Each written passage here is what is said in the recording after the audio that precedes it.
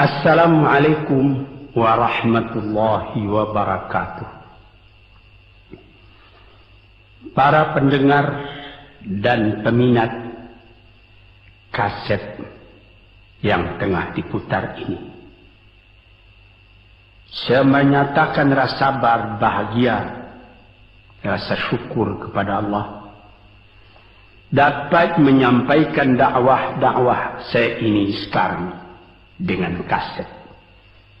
Moga-moga dapat tuan-tuan putarkan, tuan-tuan dengarkan ketika tenang-tenang dengan anak-anak di rumah, atau ketika naik mobil, di mobil-mobil yang dapat memasang kaset dalam perjalanan yang jauh, sehingga kecapean dan kepenatan dalam perjalanan pun hilang karena mendengarkan suara ini.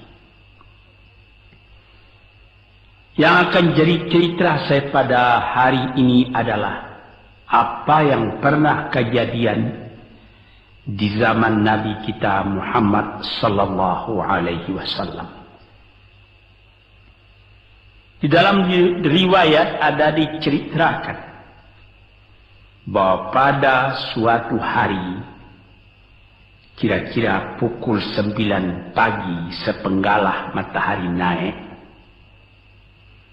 Rasulullah sallallahu alaihi wasallam berjalan dari rumahnya, dari biliknya, menuju ke dalam masjid beliau yang mulia di Madinah.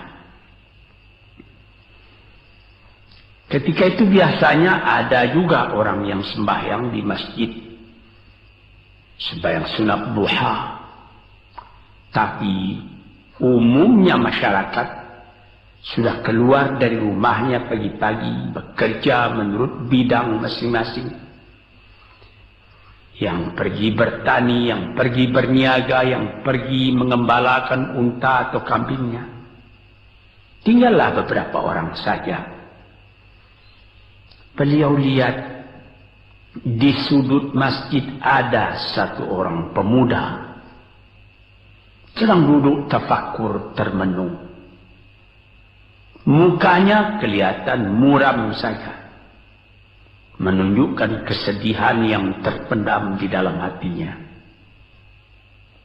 Rasulullah mendekat kepada pemuda yang tafakur itu. Setelah dilihatnya Rasulullah datang, dia pun menengadahkan muka. Rasulullah pun bertanya, "Mengapa di saat begini engkau duduk tafakur dalam masjid? Dan wajahmu kelihatan ada menampakkan kesedihan atau muram durja. Apakah yang engkau derita sekarang ini?" Jadi pemuda tadi menjawab, "Hazanun lazimatni ya Rasulullah wa duyunun." Artinya, aku ditimpa duka cita ya Rasulullah karena utang. Rupanya orang ini berutang. Utang telah lama, janji sudah dekat, persediaan buat membayar belum ada. Itu yang saya menungkan di sini ya Rasulullah. Dengan senyum Rasulullah menjawab, "Sudikah engkau kalau aku ajarkan kepadamu suatu bacaan? Apabila bacaan ini, yaitu berupa doa, engkau baca pagi-pagi, dan nanti petang-petang pun engkau baca pula dengan hati khusyuk, insyaallah hutangmu itu akan terbayar." Tentu pemuda tadi dengan besar hati menjawab, "Tentu ya Rasulullah. Aku senang sekali kalau dapat engkau ajarkan kepadaku apakah doa itu." Lalu Rasulullah membacakan, mengajarkan kepada pemuda itu doa ini. Inilah yang akan saya bacakan pula, mudah-mudahan kita semuanya dapat pula mengambil bacaan ini menjadi bacaan kita. Kita baca pagi, kita baca petang. Apa bunyinya? Allahumma inni a'udzubika minal hammi wal hazani. Wa a'udzubika minal ajzi wal kasli. Wa a'udzubika minal bukhli wal jubni. Wa a'udzubika min ghalabati daini wa qahrir rijal. Sebelum kita uraikan atau kita tafsirkan artinya satu demi satu, baik kita artikan secara keseluruhan lebih dulu. Artinya ialah, ya Tuhanku, aku berlindung kepada Engkau daripada ini. Lalu disebut 8 banyaknya. Yang pertama, aku berlindung kepada Engkau daripada duka cita, daripada kesusahan dan duka cita. Susah dan duka cita, sudah 2. Dan aku berlindung kepada Engkau daripada malas, daripada lemah dan malas, jadi 4.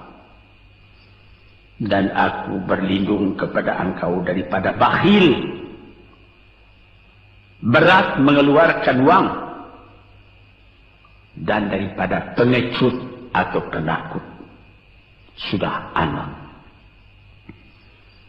Dan aku berlindung kepada Engkau daripada pengaruh berutang, dan daripada kekuasaan orang lain atas diri kita, sehingga kita tidak mempunyai kemerdekaan pribadi lagi.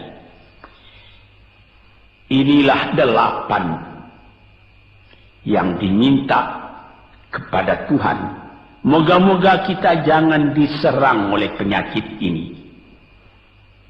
Karena kalau ada ini penyakit yang 8 perkara, itu kita mempunyai pribadi yang lemah. Tidak mempunyai lagi personality yang dapat tegak. Padahal dalam didikan agama kita, tempat kita takut cuma satu, yaitu Allah. Yang lain tidak ada. Yang pertama, susah. Apabila orang telah susah, pikirannya pun sudah tertumbuk.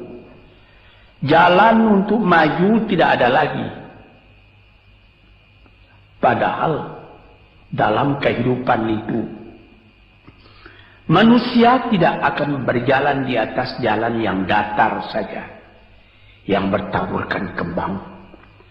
Kehidupan itu mendaki, menurun, melereng, berenang, melalui ombak dan gelombang. Itu pasti dalam hidup. Apa yang disusahkan? Kusut, tak ada kusut yang tidak selesai. Keruh, tak ada keruh yang tidak jernih. Apabila pikiran kita telah susah lebih dulu, maka gelaplah jalan yang kita tempuh ke muka dalam kehidupan tadi. Yang kedua, kita disuruh berlindung kepada Allah daripada duka cita. Yang menyebabkan orang duka cita itu memang banyak. Misalnya, kehilangan barang yang disukai, kematian orang yang disenangi, bahaya yang datang dengan tiba-tiba. Orang yang ditunggu sudah lama tidak datang. Barang yang dicari tak bertemu, dan lain-lain sebagainya. Lalu tumbuh hazan, duka cita. Kalau kesusahan menjadikan soal yang kita hadapi jadi kusut, kedukaan menyebabkan jalan yang kita tempuh jadi gelap. Nah, ini 2 dua hal yang bisa menghambat, menjadi rintangan bagi manusia di dalam kehidupannya. Lalu yang ketiga, aku berlindung kepada Engkau ya Allah minal ajaz. Lemah. Lemah apa? Lemah pikiran. Tidak ada energi lagi. Tidak ada inisiatif lagi. Menyerah saja. Lemah. Belum dihadapi suatu soal, hati lebih dulu sudah lemah. Merasa itu soal terlalu besar. Padahal kalau dihadapi, tidak ada kusut yang tidak terselesaikan, tidak ada keruh yang tidak terjadikan. Yang lebih berbahaya lagi. Yang keempat, apa? Malas.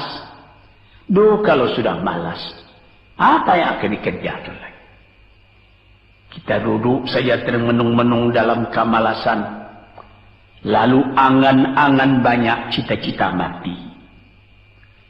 Angan-angan hendak terbang, padahal sayap tidak ada. Angan-angan hendak mempunyai ini, hendak mempunyai itu, hendak mempunyai Mercedes-Benz, hendak mempunyai rumah besar. Tapi ikhtiar tidak ada. Sebab itu ada pepatah dari orang tua-tua kita di zaman dulu. Dikatakannya, mati, ini di zaman penjajahan dulu nih. Mati Belanda karena pangkat katanya. Mati Cina karena kaya katanya. Mati Keling karena makanan katanya. Mati Melayu atau Indonesia karena angan-angan. Ini dia. Angan-angan karena malas saja, berangan-angan. Tapi malas. Jadi tidak jadi. Dan itu membentuk juga kepada diri kita. Orang pemalas itu jalannya lunglai saja, matanya muram saja, tak jauh dia memandang. Ini penyakit. Itu 4 penyakit. Lantas dikatakannya lagi yang nomor 5 dan nomor 6. Wa a'udzubika minal bukhli wal jubni. Dan aku berlindung kepada Engkau daripada bakhil dan pengecut. Ini lebih berbahaya lagi. Dikumpul-kumpulnya harta banyak-banyak. Maksudnya tadi hendak menguasai harta itu.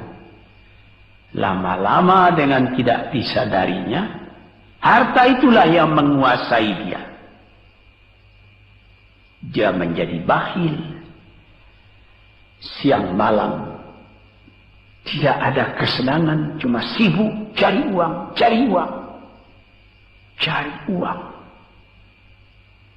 Kemudian simpan banyak-banyak.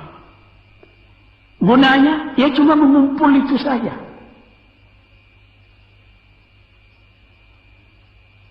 Akhirnya berapa banyaknya orang yang mengumpul harta banyak-banyak, faidahnya tidak didapatnya. Saya ingat cerita dahulu 40 tahun yang lalu ketika saya masih tinggal di kota Medan.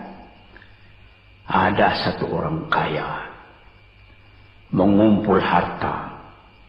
Terkenal dia kaya di Medan, beberapa buah rumah, puluhan rumah yang dipersewakannya. Dan ada lagi harta-harta yang lain.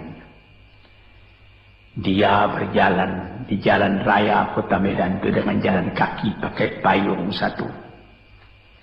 Padahal orang sudah mulai membeli mobil. Entah Cadillac lah, entah Chevrolet lah. Model-model yang terkenal sebelum perang. Anaknya mengambil faidah dari kekayaan ayahnya. Dia beli mobil dengan uang ayahnya. Lalu orang bertanya, Tuan, anak Tuan sudah naik mobil, Tuan masih jalan kaki. Apa jawab si bakhil tadi? Saya anak orang miskin. Anak saya anak orang kaya, katanya. Nah, inilah orang yang bukan lagi mencari harta buat menguasai harta itu, tetapi dia mencari harta buat dikuasai oleh harta itu. Yang nomor 6 lebih jahat lagi. Apa? Jubun, pengecut. Pengecut ini menjadikan separuh dari kehidupan manusia menjadi gagal. Ada pepatah orang, kalau engkau berniaga atau berusaha, meskipun modalmu tadinya tidak ada, asal engkau berani, itulah modal utama dalam hidup. Sesuai dengan pepatah Melayu atau pepatah Indonesia lama, dia katakan,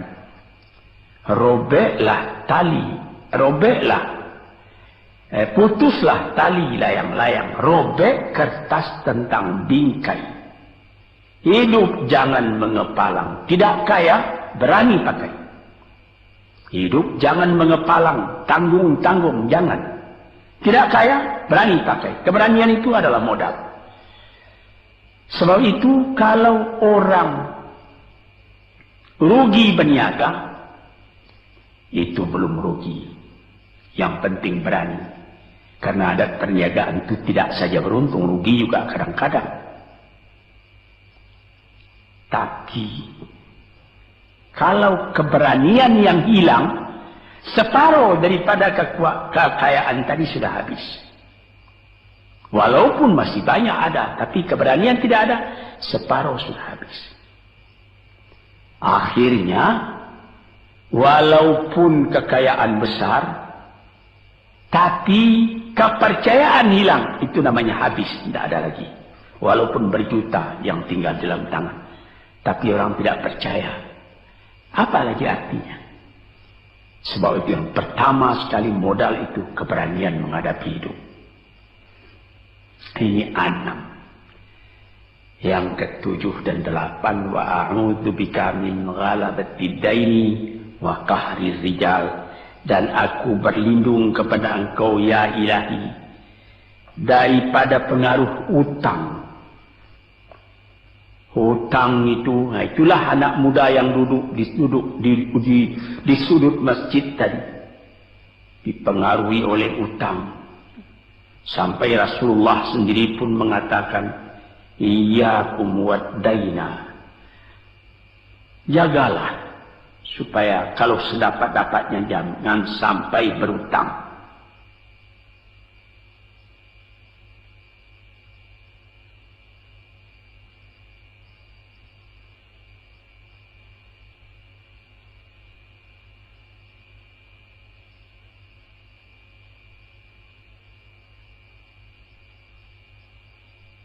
Bisa juga berutang kalau keberanian tidak ada, dan berani itu membuka jalan buat mencari bayarnya.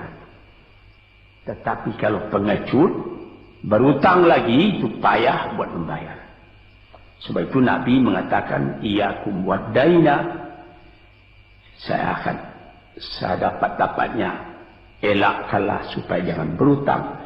Fa innahu hammun bil laili wa mazallatun fin nahari. Hutang itu susah pada malam hari, mata tidak mau tidur. Dengan apa imbangan hutang tadi, berapa utang, berapa yang akan diterima, sehingga mata tidak mau tidur malam itu memikirkan hutang. Akhirnya mazallatun fin nahari, kalau siang hari badan berasa hina, tak berani keluar dari rumah. Kota Jakarta yang begitu besar, bersilang siur, jalan-jalan raya, jalan Tamrin, Diponegoro, Imam Bonjol, Cut Mutia, dan lain-lain nama jalan. Ada orang yang jalan itu bertambah lama, bertambah kecil jumlahnya.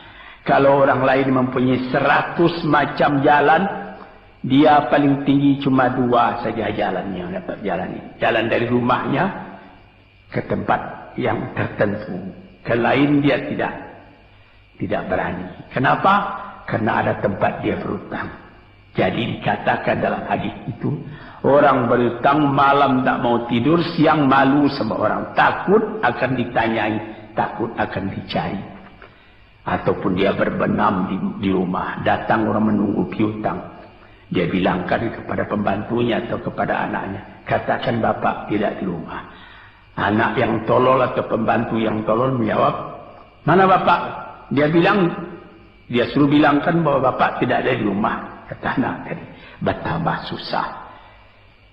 Lantas yang nomor 8, wa qahrir rijal. Kita tidak mempunyai lagi kemerdekaan diri buat menyatakan perasaan kita. Karena kita segan kepada orang. Kita terlalu banyak berutang budi kepadanya. Kita terlalu banyak mendapat hadiah daripadanya. Kita terlalu banyak dan lain-lain. Sehingga mulut kita jadi tertutup, tak dapat bercakap lagi. Ditekan oleh hutang budi kepada orang tadi. Kemerdekaan diri tidak ada lagi. Inilah 8 perkara yang ditunjukkan oleh Nabi Sallallahu Alaihi Wasallam kepada pemuda yang duduk tadi. Dapatlah kita mengambil pedoman dalam kehidupan kita sendiri bahwa yang amat penting lebih dahulu ialah kemerdekaan jiwa. Kalau sekiranya di dalam negara yang telah merdeka kita sama sekali menyorakkan, meliuk lambaikan kemerdekaan di mana saja kita pergi. Tapi banyak orang yang lupa negaranya telah merdeka, dirinya sendiri telah menjadi terjajah. Bukan Belanda, karena Belanda sudah lebih 30 tahun pergi meninggalkan negeri ini. Dan bukan bangsa yang lain, tapi penjajahan yang datang daripada sifat-sifat yang lemah yang kita katakan tadi. Kesusahan. Kalau kesusahan kita perturutkan, jalan yang kita tempuh menjadi buntu. Kita tak tahu lagi kemana akan pergi. Susah.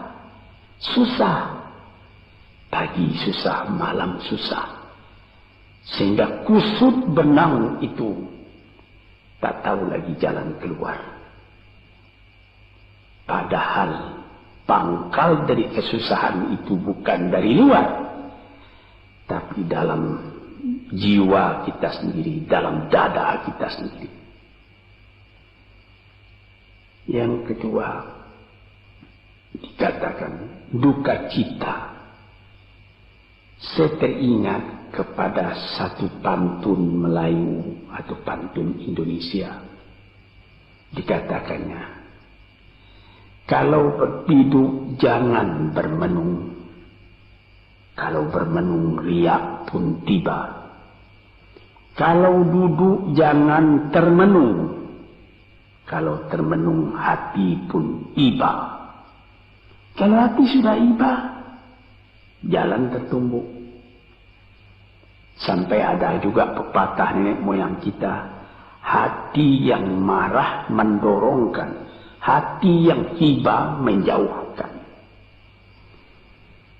Sebab itu haruslah kita bersedia membesarkan jiwa kita sendiri. Marfu'ar ra's, maufurul kiramah. Kepala terangkat, harga diri dijaga. Itu. Kemudian dikatakan yang kedua, al-ajaz, lemah, al-kasal, malas. Kelemahan ini juga ada yang karena penyakit. Kenapa lemah saja? Kenapa tiap-tiap pekerjaan yang dihadapi pesimis yang timbul sehingga timbul malas? kalau perlu kita pergi kepada dokter, terutama psikiater. Kita tanyai di mana segi kelemahan ini. Karena kelemahan jiwa, kemalasan, malas dan lemah itu dari jiwa pangkalnya. Ahli-ahli ilmu kesehatan yang telah mendalam mengetahui hubungan antara rohani dengan jasmani kita, sehingga timbul ilmu yang dinamai psikosomatik atau psikoterapi, menganalisa jiwa dari mana seginya, maka timbul lemah, maka timbul malas. Di sini kita memerlukan kuatnya energi. Sebab apabila manusia mempunyai jiwa yang besar, pekerjaan yang besar pun dipandangnya kecil. Tetapi apabila manusia mempunyai jiwa yang kecil, pekerjaan yang kecil pun dipandangnya besar. Kita misalkan saja kedua orang pemimpin yang kita cintai dan kita hormati. Proklamator kita Bung Karno dan Bung Hatta. Mereka mempunyai jiwa-jiwa yang besar. Sebab itu mereka memproklamirkan kemerdekaan Indonesia. Indonesia yang besar yang terjadi daripada puluhan ribu pulau. Dengan 45 kata perkataan, 45 patah perkataan.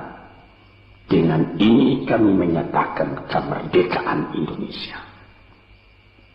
Tapi kalau beliau misalnya orang yang berjiwa kecil, dia akan bertanya, bagaimana bisa Indonesia merdeka? Kita sudah miskin, melarat, dulu dijajah Belanda, kemudian ditekan Jepang. Kapan dia mengkaji itu pekerjaan yang detail-detail, yang kecil-kecil, dia anggap itu besar. Ini misalnya. Maka orang-orang yang ajaz, yang lemah, atau yang kasar, yang pengecut, yang pemalas, tidak dapat mengerjakan pekerjaan yang besar-besar. Nah, kemudian yang kelima dan keenam, wa a'udzubika minal bukhli. Aku berlindung kepada engkau daripada bakhil. Menerima mau banyak-banyak, mengeluarkan paling sedikit. Dia anggap, sebagaimana saya katakan tadi, tadinya dia menguasai harta. Akhirnya dengan tidak disadarinya, dia yang dikuasai oleh harta. Akhirnya orang yang begini kerjanya cuma mengumpul-ngumpul harta saja. Kumpulkan harta banyak-banyak, kemudian Tuhan memanggilnya kembali ke akhirat, mati, tidak ada harta tadi yang dibawanya. Tinggal menjadi perselisihan di antara anak dan cucu. Di hari-hari yang pertama, anak tadi menangis. Ayahnya telah mati. Tapi di hari yang kedua dan ketiga, dia tidak menangis lagi. Dia berpikir, di mana kunci ditaruh ayah? Di mana simpanan ayah? Berapa peninggalan ayah? Lalu dia berkelahi. Anak tadi. Nah ini, karena si ayah tadi bukhul, bakhil. Nikmatnya orang lain yang merasai, dia sendiri sengsara diperintah oleh hartanya itu. Apatah lagi yang keenam, jubun, pengecut. Dia berjalan siang, dia berjalan malam hari. Kelihatannya olehnya pohon kayu bergerak-gerak. Disangkanya itu hantu. Dia lari terus. Bertambah lari, bertambah takut. Akhirnya dia pingsan karena sudah lari. Dia tidak ada apa-apa oleh orang yang berani. Ini orang yang gagal di dalam perjalanan hidupnya. karena penakutnya, karena pengejutnya itu. Padahal di dalam keterangan agama sendiri, orang-orang yang beriman kepada Allah dikatakan la tahinu wa la tahzanu wa antumul a'launa in kuntum mu'minin. Jangan engkau merasa lemah, jangan engkau merasa duka cita, jangan engkau merasa pengecut. Engkau tinggi kalau engkau beriman kepada Allah Subhanahu wa ta'ala. Dengan iman kepada Allah Ta'ala itu kita melihat alam dalam keindahannya, dalam kekecilannya. Yang besar cuma Allah. Kita tidak takut karena tidak ada satu bahaya yang akan menimpa kepada diri kita kalau tidak Tuhan yang menentukan. Ini pokok tuan-tuan, para pendengar kaset yang saya muliakan. Kemudian di nomor 7 dikatakan kita berlindung kepada Allah daripada pengaruh hutang. Alangkah kecilnya jiwa orang apabila dia telah berutang kepada orang lain. Dibikin janji tanggal sekian akan dibayar, tanggalnya sudah dekat, persediaan belum ada, lalu timbul kecil jiwa sekali lagi. Apatah lagi qahri rijal yang nomor 8. Yang ke-8 sebagaimana telah kita uraikan tadi ialah qahri rijal, pengaruh orang lain kepada diri kita sendiri. Sehingga kita tidak berani lagi menyebut kebenaran. Tidak berani lagi mengatakan yang hak. Lidah telah tertutup. Mulut telah penuh dengan air sehingga tidak dapat dibuka lagi. Segan. Kita sudah terlalu banyak berutang budi kepada orang. Walaupun sudah jelas perbuatan orang itu salah misalnya, kita tidak berani lagi menegur. Dengan demikian timbullah di dalam masyarakat apa yang disebut dalam bahasa Arab munafik, yaitu lain di mulut, lain di hati. Hati mengatakan perbuatan orang ini salah, tapi mulut mengatakan, bagaimana pikiran saya, bagaimana pendapat Tuhan sekarang tentang perbuatan saya ini. Baik Bapak, ini bagus Bapak, itu sudah betul Bapak. Padahal tidak. Ini kecelakaan yang nomor 8. Kita minta kepada Allah supaya kita dilepaskan dari pengaruh-pengaruh orang, pengaruh manusia. Sehingga kita tidak berani lagi menyebut apa yang benar itu. Padahal di dalam hadis dikatakan qulil haqq walau kana murran. Katakan yang benar itu walaupun pahit sekalipun. Ini murah menyebutnya, tetapi kalau jiwa sudah tertekan tidak berani menyebutnya lagi. Para pengikut kaset yang tercinta, itulah 8 perkara diperingatkan, dituliskan, diajarkan, disuruh hafal oleh Nabi kepada pemuda yang beliau dapati dan menunggu seorang diri tadi. Dengan patuh dia turuti kehendak Nabi, dia baca itu tiap pagi, dia baca itu tiap sore, dia pahamkan apa isinya. Lalu timbul energi baru dalam dirinya, semangat yang baru. Langit pun kelihatan cerah, bintang pun kelihatan berkelap-kelip, matahari pun kelihatan bercahaya, dan dia sudah melihat kehidupan ini dengan mata yang terang. Kemudian dia bertemu dengan Nabi, ya Rasulullah, saya mengucapkan terima kasih. Penyakit-penyakit tak ada pada saya lagi, utang saya sudah terbayar, dan saya akan memulai hidup yang baru. Inilah jawab dari pemuda tadi. Dan inilah jadi pedoman pula bagi kita kaum muslimin.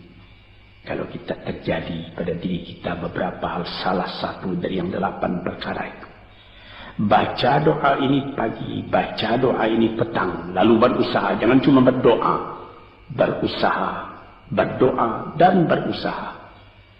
Allah akan membukakan kepada kita pintu rahmatnya, memberikan nikmatnya yang berlipat ganda, sehingga segala sesuatu yang di kiri kanan kita menjadi kekayaan, menjadi inspirasi buat maju ke depan di dalam kehidupan ini. Bapak-bapak, saudara-saudara pendengar kaset yang saya muliakan, moga-moga pengaruh dari hadis ini, daripada doa ini masuk ke dalam diri saudara, dan saudara menjadi orang muslim dan merdeka yang sejati. Sekianlah pandangan saya, moga-moga ada manfaatnya bagi para pendengar dan peminat kaset yang tercinta. Assalamualaikum warahmatullahi wabarakatuh.